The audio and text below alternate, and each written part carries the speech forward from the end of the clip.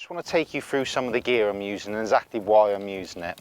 To start with, we're going to start with my old trusty Signature Pro 800.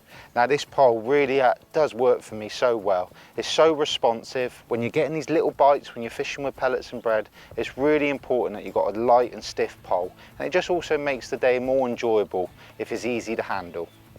I do make a couple of changes on what I'm using when I'm using this pole. To start with, I use a short fore combined with a short top kit. To start with, the purpose of the short fore is just to stiffen the pole up even more and make it even more responsive.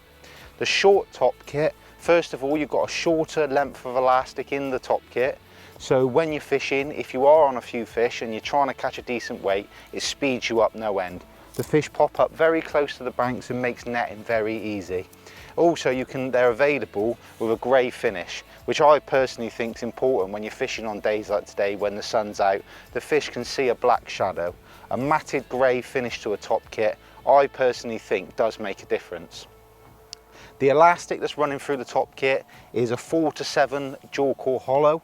Now that's great for this time of year. We're in a bit of a transition period at the moment where the fishing's getting a lot better quickly as it starts to warm up. So a 4 to 7 is still nice at the moment, but at any minute now I'll start to be stepping up to a 6 to 9, the green hollow.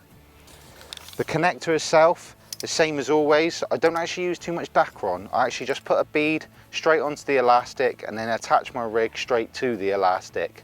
The bead just stops the knot going back up into the top kit. Again, my trusty old Kinder pots, just with a sprinkle lid in, so I don't have to go out and feel like I pot the whole of the pot in straight away.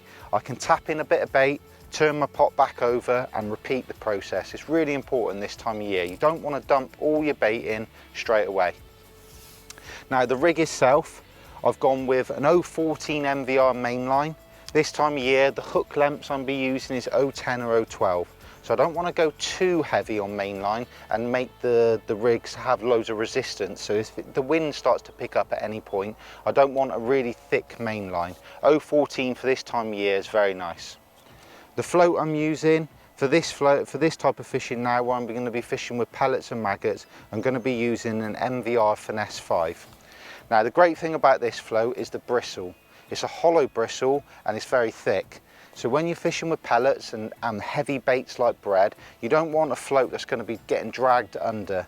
It's got a hollow bristle with a real decent diameter to it. The body shape itself is slim, so if you do miss a bite, then you can drop the rig straight back down in, there's little resistance. And a carbon stem. Now that's also important because I want, when I'm fishing with pellets and bread and the bait is dropping vertically, I want the whole weight of the float near the hook.